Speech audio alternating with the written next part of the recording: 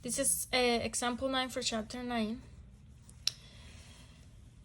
We have this diagram here, and they want us to find an expression from the speed of the center of the mass of the solid cylinder after it has dropped a distant h. So they want us to make an equation. So we know that UE initial is equal to the mass times g times h, and U final is equal to 0.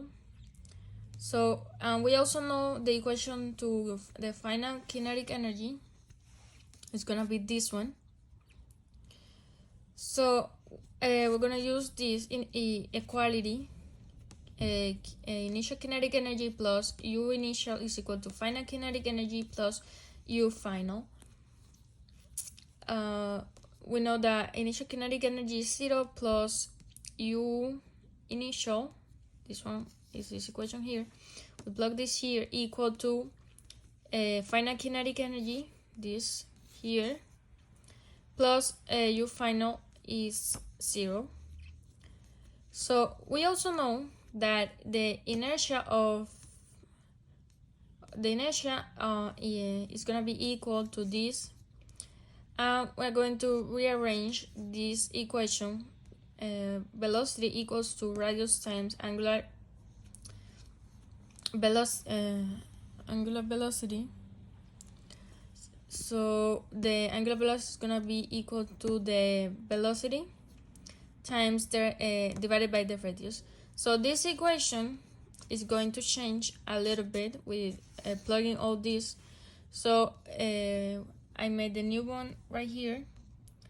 N times g times h is equal to 1/2 mass times velocity square plus 1/2 times 1/2 mr square, which is the inertia, times this equation here, square.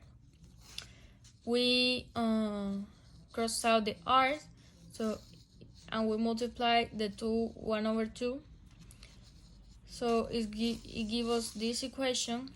Now we cross out the m's, so it gives us g times h equal to 3/4 velocity square. This. Now I multiply both sides to 4/3 to eliminate this 3/4 in this side. So it gives us 4/3 times g times h equal to velocity square. So we want to eliminate these two right here. So we're gonna use the square root. We're gonna square root both sides. So the equation to find the speed of the center of the mass is gonna be v center of the mass equals to the square root of 4/3 times g times h. And that's the equation to find the speed of the center of the mass.